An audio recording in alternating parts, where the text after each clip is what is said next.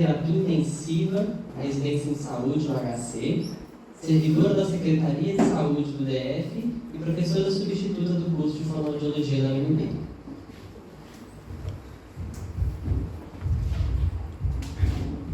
Bom dia a todos. Para mim é um prazer imenso estar aqui, agradecer a presença de cada um.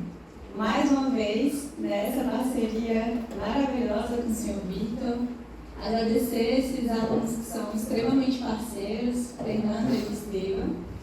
E aí eu vou falar um pouquinho para vocês sobre a atuação da fonoaudiologia na doença de Parkinson, né?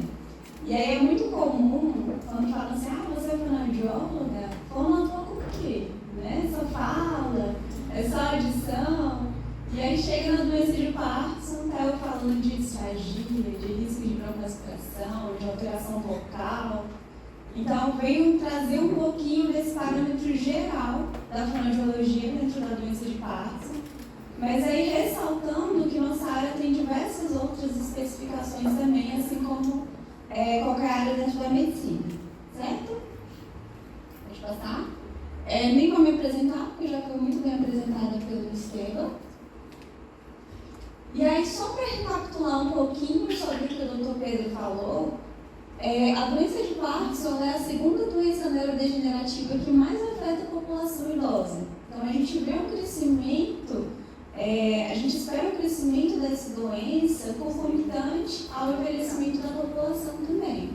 A gente tem essa degeneração irreversíveis nos neurônios dopaminérgicos e, em geral, os sintomas motores, eles iniciam ao redor dos 60 anos.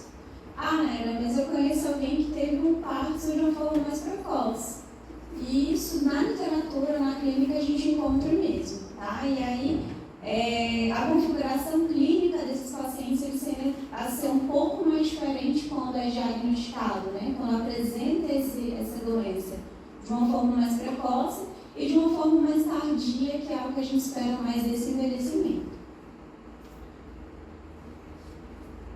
Pode passar.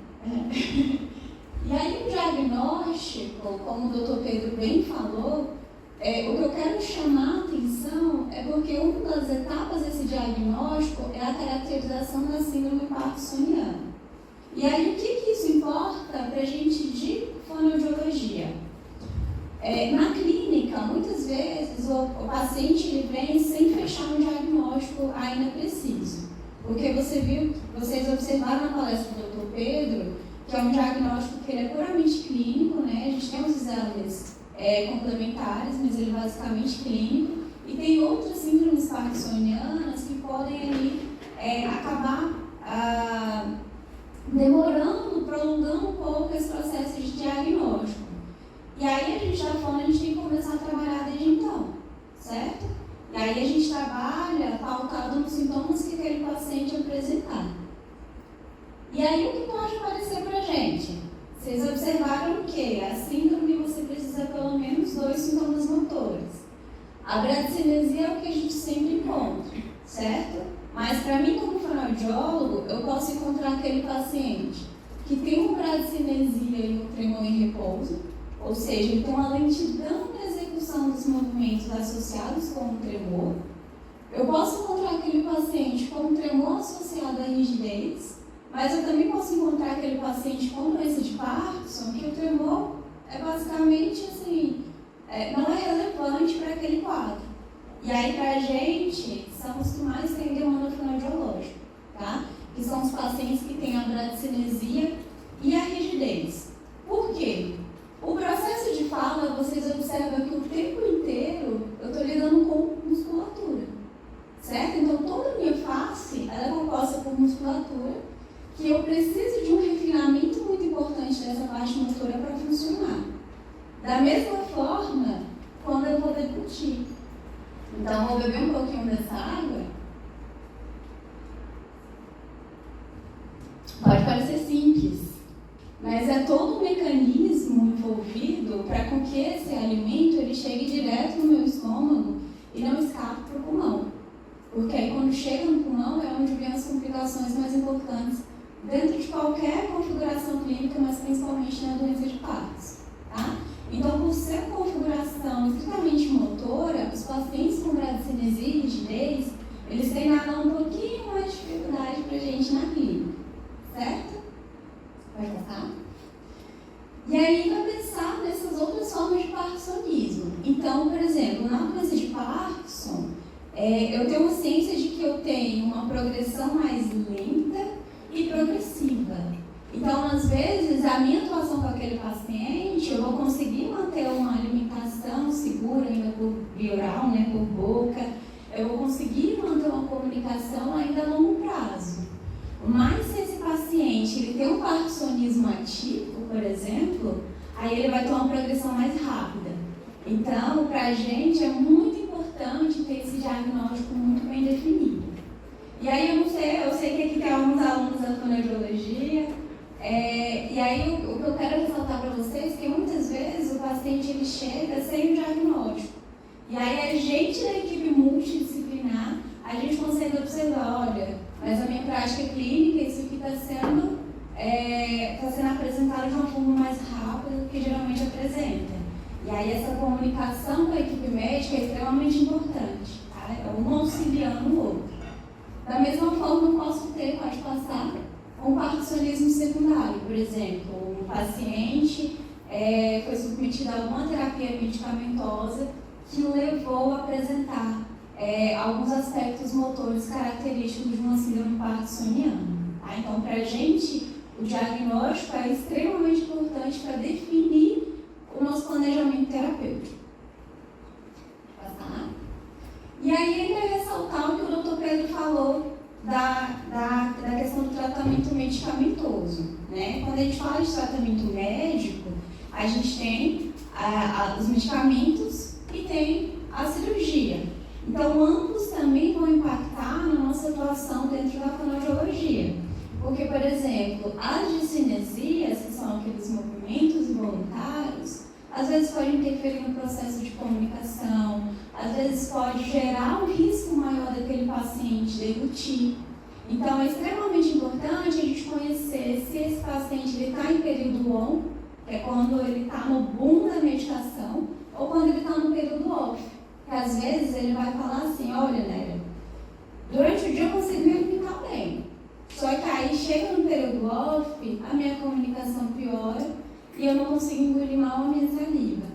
Então a gente tem que trabalhar pensando nesses dois períodos, de que em um momento do dia ele vai estar com um desempenho bacana, mas em outro, quando ele tiver essa remissão dessa medicação, ele não vai apresentar um desempenho tão bom assim.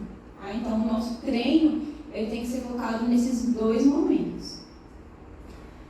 Em relação à progressão da doença, então isso também é bastante importante, certo? Porque, como o Dr. Pedro falou, inicialmente começa unilateral e aí conforme a progressão da doença vai atingindo os dois lados. Então a gente consegue observar essas dificuldades na comunicação e deglutição também associado a essa progressão, e aí a gente se baseia bastante nessa escala de Goiânia para definir esse grau de complexidade desse paciente. Pode passar comigo? E aí a gente pensa assim, mas o Parkinson ele é só motor e a fono trabalha com linguagem, certo? Comunicação, um dos pilares ali é a parte da linguagem e cognição também. Então, saiu esse artigo de 2015 que ele propõe uma nova forma de definir essa progressão da doença. E aqui a gente consegue observar que, conforme a progressão da doença, eu também vou aumentando o que a gente chama de um comprometimento cognitivo desse paciente. Então, eu posso ter aquele paciente com Parkinson que eu vou atuar só nas questões motoras, mas também eu vou ter aquele paciente que eu vou ter que trabalhar as questões cognitivas também, certo? Porque quando a gente fala em comunicação, que é importante vocês entenderem, que confunde muito, né? Porque quando a gente fala a palavra fala, é diferente de linguagem, é diferente de voz. Então, eu posso ter um paciente que essa parte cognitiva dele, ou seja, ele juntar as palavras, igual eu estou fazendo aqui para vocês, juntar ali no meu léxico as palavras que eu preciso falar para expor minha opinião. Então, eu posso ter esse paciente que isso está intacto ou não.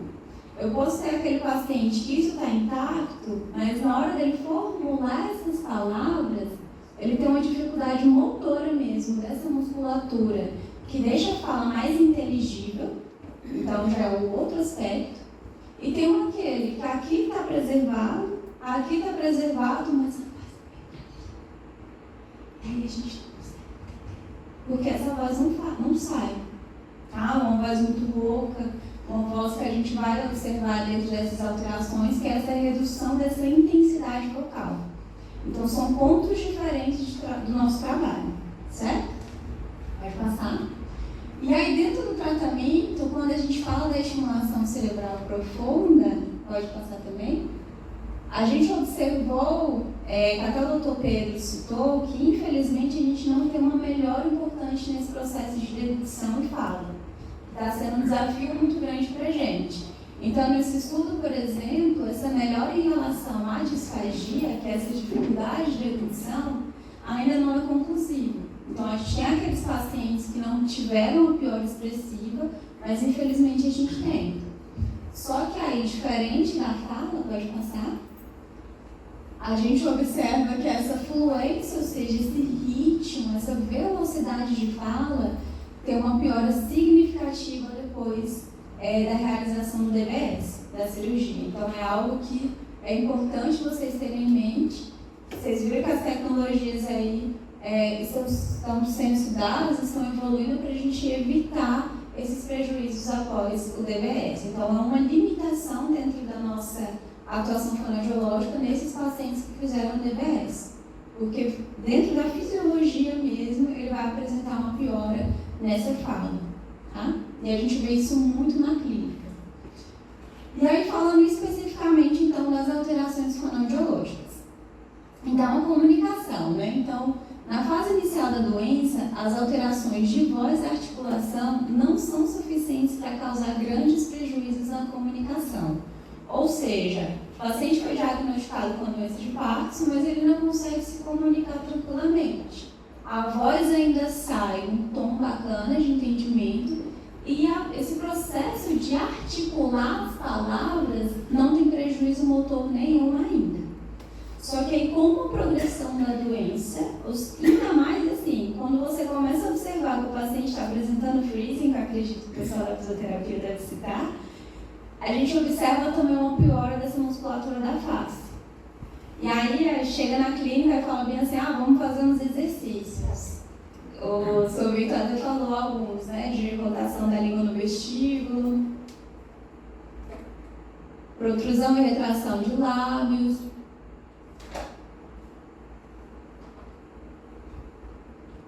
E aí você pensa, gente, que banda de careta é essa que eu vou fazer, né? Mas você pensa que é musculatura. E aí são musculaturas envolvidas em mímica facial. Então a gente vai fazer bastante exercícios de cara já assustado. O último exercício é sorrir. Sorrir é o melhor exercício, exatamente. Cara de bravo, sorriso aberto, sorriso fechado. Então a gente utiliza muitos desses exercícios miofuncionais e os exercícios mastigatórios. Porque para eu falar bem, eu preciso movimentar bem essa musculatura da boca. E ela também está envolvida no processo de mastigação. Então são exercícios que eu vou ajudar tanto na comunicação quanto no processo de alimentação do paciente, tá? Mas essa parte de comunicação na doença de Parkinson especificamente, ela vem surgir mais no decorrer da doença, no avançar da doença. Naira, mas eu já estou apresentando dificuldade na comunicação. Aí a gente já pensa no parkinsonismo atípico, tá? Vocês observaram que na palestra do Dr. Pedro, a gente tem muito essa relação de alterações que a gente chama de alterações autonômicas. Então, alteração do olfato, alteração do sono. Quando a gente tem essas alterações relacionadas ao tronco encefálico em si, ou seja, comunicação e deglutição, a gente já pensa numa característica do parkinsonismo mais atípico, tá? Que são casos mais graves, que têm uma evolução mais rápida do que a doença de Parkinson em si. Tá? E aí, como é que a gente caracteriza esse padrão de fala do paciente com a doença de Parkinson? A gente fala que ele tem uma desartrofonia hipocinética. Eita, o que é isso, né? Vamos pensar nessa palavra desartrofonia. É uma alteração na fala, ou seja, que é o que a gente chama de uma disartria, dificuldade de articular essas palavras. E quando a gente vê sinfonia, a gente pensa em voz. Então, é uma alteração também da nossa qualidade vocal. Eu falei, ela fica bem mais baixinha, fica difícil de entender. E aí, às vezes, como está no estado on, não tem problema, né? E aí, quando chega no off, que a gente vê um impacto maior. Então, o que a gente observa? O porquê, né, dessa desartrofonia hipocinética, porque é decorrente dessa redução dos movimentos. A gente tem uma rigidez, uma extensão reduzida de movimentos e uma dificuldade de iniciá-lo e o tremor em repouso. Então, quando a gente pensa em voz, nossas pregas vocais também são músculos. Então, a gente assim, fisioterapia, terapia ocupacional, às vezes a gente até conversa um pouco mais específico, bem junto, porque é tudo musculatura. E a nossa prega vocal também é músculo. Então, para a gente falar, o que eu preciso? Eu preciso da minha respiração. Então, nossas pregas vocais, que essas bonitinhas aqui, elas parecem um Vzinho. Se eu não respirar, se não tiver passagem de ar aqui para cima, eu não tenho voz. Então, por isso que é extremamente importante a gente fazer exercícios aeróbicos que melhoram essa capacidade pulmonar, que também impacta nessa capacidade de produzir uma voz com intensidade maior também. Então, tá vendo como um tratamento múltiplo, o trabalho de um interfere no outro? Então, beleza, estou trabalhando aqui minha capacidade pulmonar nos exercícios aeróbicos, com fisioterapeuta. E aí, o que acontece? Essa passagem de ar ocorre de uma forma mais rápida, mais eficaz. Minha prega vocal começa a vibrar e eu tenho uma intensidade vocal maior. Então, um dos nossos princípios é o quê? Fale forte, pense forte. Que é o que eu vou falar de um dos métodos que a gente utiliza para a nossa reabilitação. Tá? E aí, na doença de Parkinson, eu tenho o quê? Uma rigidez, uma lentidão. Então, todos esses aspectos vão interferir nessa produção vocal também. Então, exercícios de intensidade, dentro da fonoaudiologia, também são utilizados para conseguir essa explosão, essa intensidade onde o indivíduo conseguir se comunicar melhor, tá? E aí é comum também, quando a gente vai fazer uma nasofibroscopia, a gente observar uma fenda fusiforme, que é o quê? É uma prega vocal, por ser músculo, se ela não está sendo adequadamente utilizada, ela vai ficar, ela vai perder essa massa, esse tônus muscular. E aí acaba que cria esse espaço entre uma prega vocal e outra. E aí esse espaço acaba impactando nessa produção vocal que fica mais, com intensidade mais reduzida também, tá? Pode passar. E aí o nosso plano terapêutico, né? Então, o que geralmente a gente faz para tratar esses pacientes com alteração na comunicação? Nossa base, exercícios respiratórios, tá? Isso aqui é diferente das outras especialidades. Nossos exercícios, eles são voltados para essa capacidade de manter esse tempo fonatório, ou seja, de eu puxar o ar e conseguir falar o máximo que for nesse ar que eu estou respirando, certo? A coordenação que a gente fala de órgãos fonoarticulatórios, que são o quê? Toda essa musculatura que eu citei para vocês, de lábios, de língua principalmente. Observo o tanto que minha língua mexe enquanto eu falo com vocês. Então a gente faz, gente, uma fisioterapia dos músculos da face e da boca. Certo? A gente vai colocar esses exercícios para movimentar, tá? E aí a gente pensa mais esses exercícios que a gente chama de isotônicos, que são os movimentos, para depois a gente pensar no exercício mais isométrico e a gente ganha um pouquinho mais de massa muscular, tá? E aí, exercícios de fala. Então, vai ser muito comum vocês chegarem na frente do espelho com trava-línguas, com textos. Um exercício que a gente utiliza muito é colocar uma rolha e prender entre os dentes e aí articular o máximo que for. Ou seja, você tem um texto e aí coloca a rolha e aí você faz a leitura desse texto o máximo articulado possível. Tá? Então são exercícios, pense que está tudo rígido. Lembra que o seu Vitor falou que ele até aprendeu a fazer umas massagens? Está tudo rígido. Então nosso objetivo é fazer a soltura dessa musculatura para poder executar as funções de uma forma mais eficiente. E E aí a voz, né? Então a gente pensa o quê? Que na voz eu tenho uma fonte, que seria os meus pulmões e minha prega vocal. Então a minha energia ela sai daqui dos meus pulmões, que é esse ar expiratório. E aí eu tenho um filtro, que é o que vai diferenciar da minha voz, da voz da Fernanda, da voz do Estevão, da voz do seu Vitor, certo? E que eu posso mudar a minha voz, eu posso fazer uma voz mais fininha, uma voz mais grossa. Tudo isso é alteração do meu trato vocal, que é o que a gente chama de filtro. Tá? Então a gente também faz alguns exercícios para melhorar essa ressonância, ou seja, de uma voz que está mais presa aqui e trazer ela para fora, certo? Para isso, o que eu preciso? Reduzir a rigidez. Porque se a minha voz está saindo daqui, que é onde ficam minhas pregas vocais, se eu tenho uma musculatura cervical extremamente rígida, a minha laringe não vai mexer.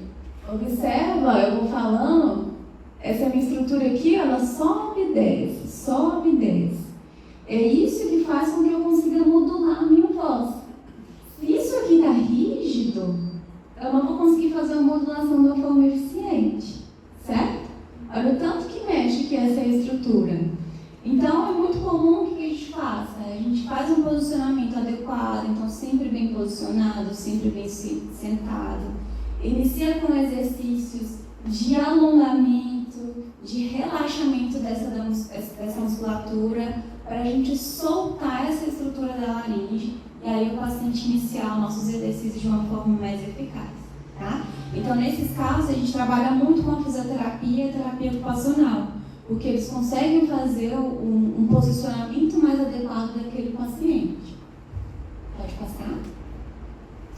E aí, o que a gente tem de maior evidência científica no tratamento da doença de Parkinson para a voz?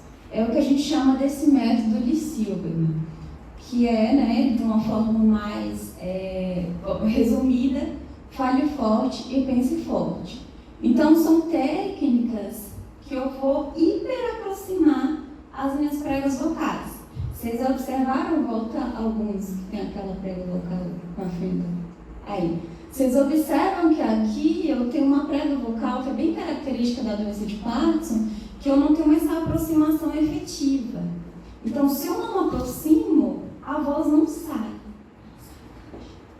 Quando a gente sussurra, a nossa prega vocal ela permite mais passagem de ar do que essa sonorização em si. Tá? Então, é o que acontece aqui. Então, nesse método de Silberman, a gente faz exercícios de alta intensidade.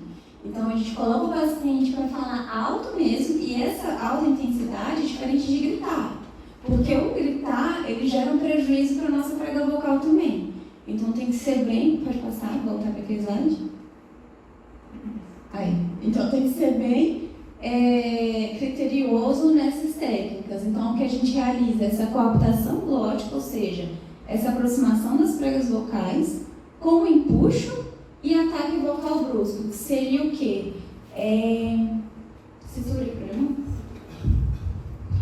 Por exemplo, é totalmente diferente quando a gente pensa em configuração de musculatura de prega vocal, eu fazer A, do que eu fazer A. Olha a força que eu aplico nessa musculatura. Então, é isso que a gente fala de exercícios de alta intensidade associado a esse empuxo, que você vai colocar uma tensão em alguma musculatura que você tenha maior força para gerar essa intensidade, essa força muscular também na região de prega vocal. Tá? Então, geralmente a gente até deixa esses pacientes por último, se alguns são mais envergonhados, porque vai precisar falar forte mesmo. Então, por exemplo, tirei para botar o vídeo. Então, por exemplo, nesse vídeo, vocês vão observar a fala dela bem baixinha inicialmente. Yes, I won't speak loud enough a lot of times. Anything else? Of course. Anything else? I stutter, which I never did before. Do this for me if you would. Take a deep breath and say ah for as long as you can. Olha o ar dela. Ah. Atenção. Essa é uma voz bem tensa, bem rouca. Okay. Would you say Parkinson's disease has caused less? Yes. E Because observa também tanto que aqui essa musculatura é travada, ela quase não mexe os lábios para falar. The kids come over. And with me, the É bem temperature because they horizontal, can't hear me. assim, né? So I get mad and then yell. E aí take a deep após breath and say ah for as long as you can. uma voz mais limpa e uma capacidade pulmonar extremamente maior do que inicialmente, certo? Não acaba não.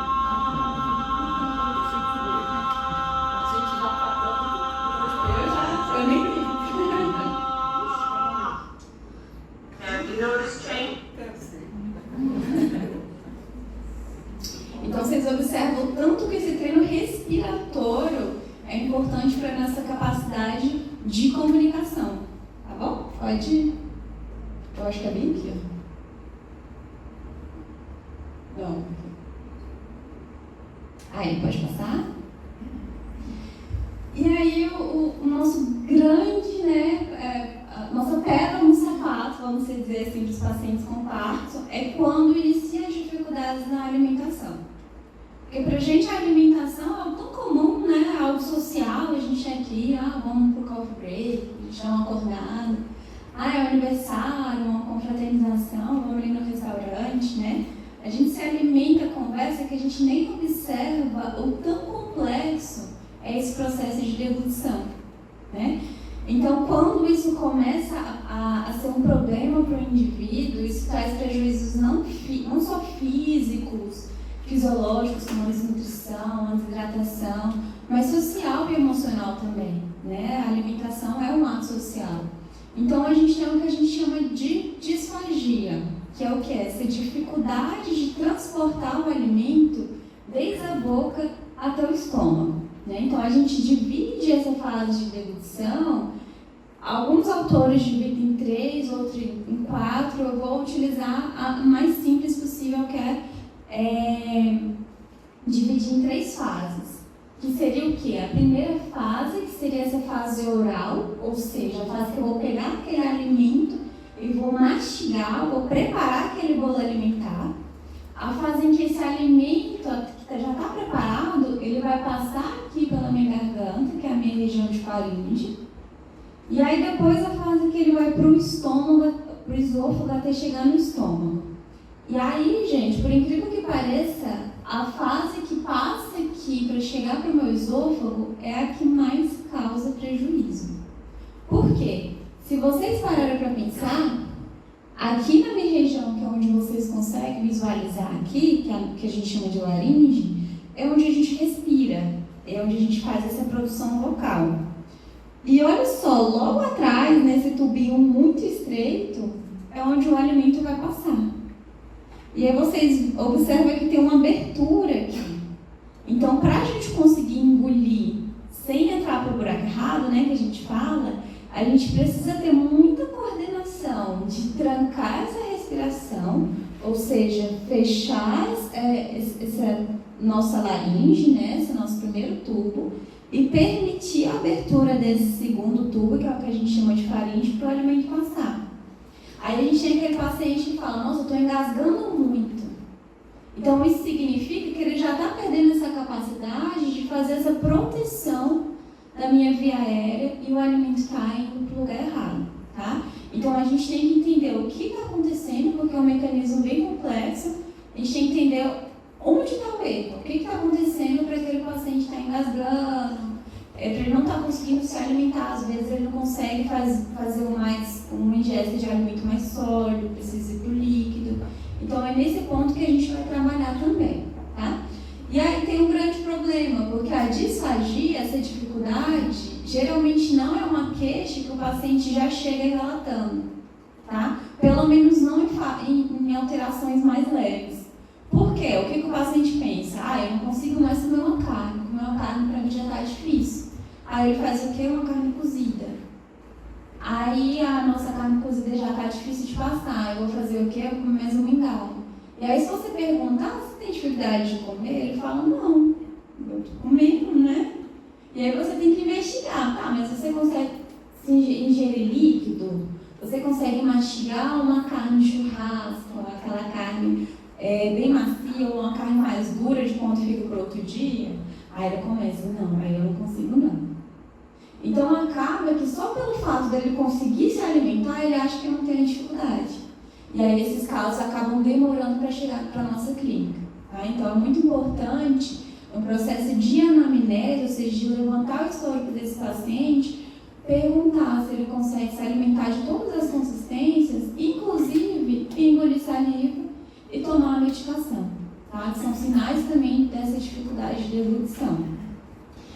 E aí, se ela é subdiagnosticada, a gente tem um grande problema, porque se esse alimento chega nos pulmões, ele acaba desenvolvendo uma pneumonia broncoaspirativa.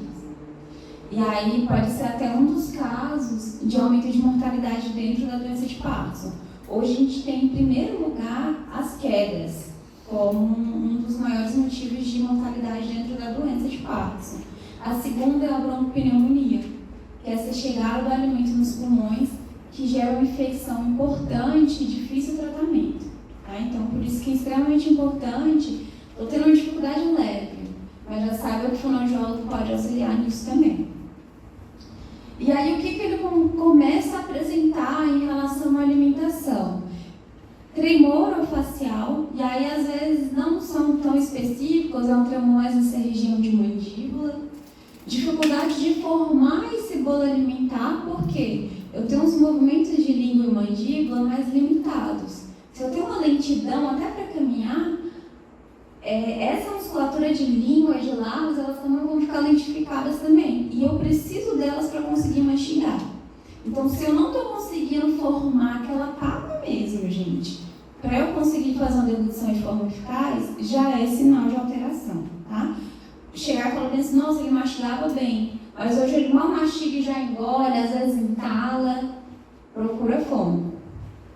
Fechinação dos músculos da língua, que são tremores. A língua não necessariamente ela vibra nessa configuração lateral. São tremores dentro da musculatura mesmo da língua. Parece que tem ondinhas na língua, tá? Já é início de uma alteração muscular também. Um tempo maior para conseguir engolir. Então é aquele paciente que mastigou. Nossa, mas eu demoro muito para conseguir engolir. Ele fica ensaiando. E aí depois ele engole, tá? Já é sinal de alteração. E esses movimentos repetitivos, que é tentando executar essa deglutição em si. Pode passar? De fase faríngea, ou seja, dessa passagem do alimento para a minha garganta. Eu tenho essa dificuldade para iniciar essa deglutição. E aí aqui, gente, fica vários resíduos. Então aquele paciente que fala bem assim, eu engulo e eu ainda sinto que fica alguma coisa parada na minha garganta. E às vezes fica mesmo, que é o que a gente chama de resíduos. Por quê? É tudo musculatura. Para esse alimento passar para a minha garganta, eu preciso que esses músculos façam esse movimento aqui, ó. É o que a gente chama de movimentos peristálticos. Ele está empurrando esse bolo alimentar até chegar no meu esôfago, que fica lentificado, lembra? Uma característica da doença de Parkinson. Então, acaba sobrando mesmo resíduo. E aí, esses resíduos, em algum momento, a pessoa apresenta tosse minutos depois de se alimentar. Que é aquele alimento que ficou parado na garganta e aí, por força da gravidade, desceu e ela engasgou. Tá? Então, isso também é um sinal de alteração, que aumenta esse risco desse alimento para o pulmão. Tá? Então, se começou a sentir essa dificuldade, já é um ponto de alerta, porque o risco de ir para o pulmão é maior do que quando essas alterações eram só da fase anterior. Vou passar. E aí a última fase, que é essa fase esofágica. Então, eu tenho aquele paciente que fala assim, olha, eu não sinto parado aqui, eu sinto parado aqui na frente do meu peito. Por quê? Porque é justamente onde eu tenho o meu esôfago. Meu estômago fica aqui e aqui fica o meu esôfago. Então, às vezes, ele tem essa dificuldade, essa sensação de que o alimento está entalado aqui. Por quê? Porque esses movimentos peristálticos também reduzem nessa parte esofágica. Então, ele sente esse entalamento. Tá? Pode passar? além da cialorreia ou a xerostomia. Então, eu tenho aquele paciente que eu tenho um aumento da produção de saliva, que pode estar associado ou uma alteração da minha glândula ou uma dificuldade de engolir. Porque às vezes o paciente, ele não conseguiu engolir a saliva, e aí ele acumula, fica babando e fala, olha, eu não consigo engolir nem a saliva. Aí já são casos mais graves, tá? Que ele não está conseguindo nem fazer esse gerenciamento. Ou pode ser uma alteração na produção dessa saliva mesmo. Então, essa cialorreia, ela ocorre a 45% a 80% dos pacientes com doença de Parkinson e geralmente em fase tardia, tá? E aí, só que o contrário também a gente encontra, que é essa secura na cavidade oral, que é o paciente está falando e de repente a boca fica seca. E aí, geralmente, esses casos estão mais associados às medicações da doença de Parkinson, como se fosse um efeito colateral.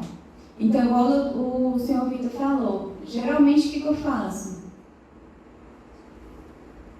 Rotação da língua dentro da cavidade oral. Posso fazer, a gente tem duas glândulas principais que produzem saliva. Uma fica bem aqui na frente da orelha e outra bem aqui abaixo da mandíbula. Então, eu posso fazer massagens para estimular essa produção da saliva enquanto eu faço esse movimento, tá? Que aí ajuda. E aí a saliva, ela é importante não só para a gente formar esse bolo alimentar, mas ele também é uma proteção dentro da nossa boca, tá? Proteção contra bactérias, essas sujidades também. E aí, nesses casos que a gente tem um aumento de produção dessa saliva, a gente pode tratar algo com toxina botulínica. Algumas medicações a gente também consegue reduzir essa quantidade de saliva e a gente também faz alguns estímulos para auxiliar no aumento dessa produção, tá? E aí, para aumentar, que seria no caso desse ressecamento, a gente até tem a saliva artificial, mas a gente sempre estimula a beber mais água e fazer esses movimentos mais, vamos dizer assim, mais ativos, né? Pensando na própria fisiologia. E aí o manejo dessas disfagias, né? Já está acabando. No ambulatório, então a gente atende esse paciente com doença de Parkinson desde o ambulatório até a nível hospitalar, que é mais a minha atuação. Então, nas fases iniciais e intermediárias, eu posso ter aquele paciente que tem uma redução do paladar e do olfato. Lembra que o Dr. Pedro falou que isso são sintomas iniciais? E eu acho que muita gente que pegou o Covid observou tanto que tem essa relação da perda do olfato e paladar, nessa habilidade de se alimentar, a gente não sente prazer mais em se alimentar, né? Então, a gente consegue algumas vezes, com o tratamento com laser terapia, ajustar um pouquinho, melhorar essa habilidade desse retorno dessas funções sensitivas. São pacientes que eles apresentam deglutições múltiplas, ou seja, ele precisa engolir várias vezes para conseguir engolir efetivamente aquele alimento. Há dificuldade de reconhecer que essa é uma dificuldade, e aí a gente ainda tem esse agravante, porque quando ele está em estado on, ele não tem dificuldade nenhuma. E aí, quando está no off, é quando ele observa que tem essa dificuldade. E os sintomas esofágicos. Então, geralmente, são esses os quadros que a gente encontra quando a gente fala de disfagia a nível ambulatorial. E aí, a gente pode estar solicitando também um exame objetivo. Então, aqui, por exemplo, aqui eu consigo observar exatamente, olha, a passagem desse alimento. Se está indo para o lugar certo ou se ele está quase escapando aqui para o meu pulmão. Esse aqui é um paciente que ele tem uma disfagia importante, a gente observa que ele nem engoliu, o alimento ainda está na cara. Então, a gente atua em todas as fases, desde as fases mais precoces e o paciente já tendo uma dificuldade muito leve de comunicação, até uma fase que ele está a nível hospitalar, tá bom? Pode passar?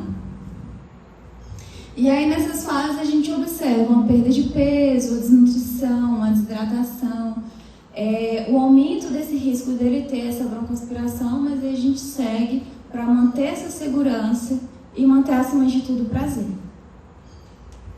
Pode passar?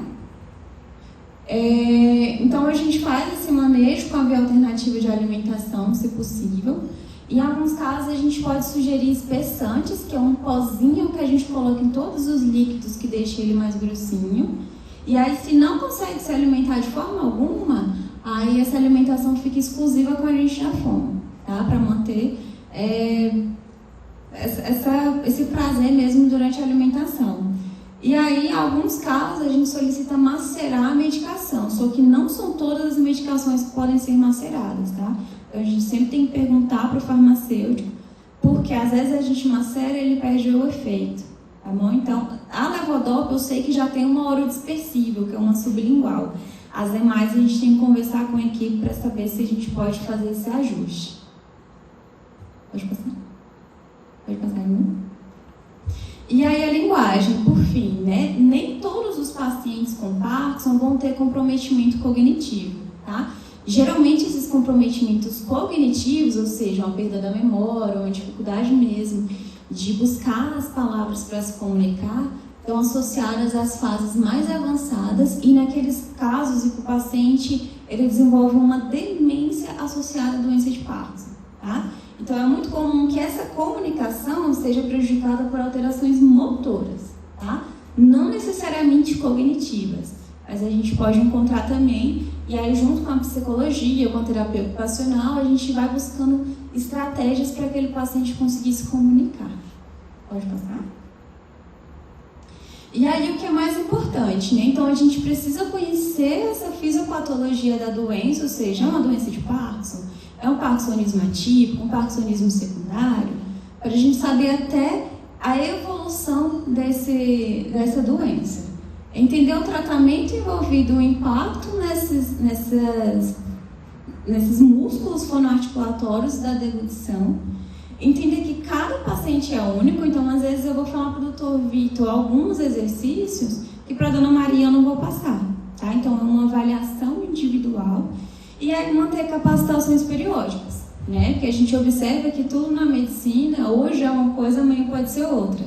Então o tempo inteiro a gente tem que manter essa educação continuada. E acima de tudo se conhecer, porque às vezes a gente pensa, nossa, mas eu vou procurar o fonoaudiólogo, o que o fono faz? Estou apresentando uma dificuldade, mas isso não é nada. Nada é nada, né? Então, a gente se conhecer, que é a proposta do nosso trabalho, de divulgar quais são as alterações, quais profissionais podem encontrar, isso ajuda muito o paciente com Parkinson, tá? Porque qualquer tratamento realizado de forma precoce, ele tende a ter resultados melhores, tá? Pode passar. E muito obrigada novamente. Qualquer dúvida, eu estou à disposição.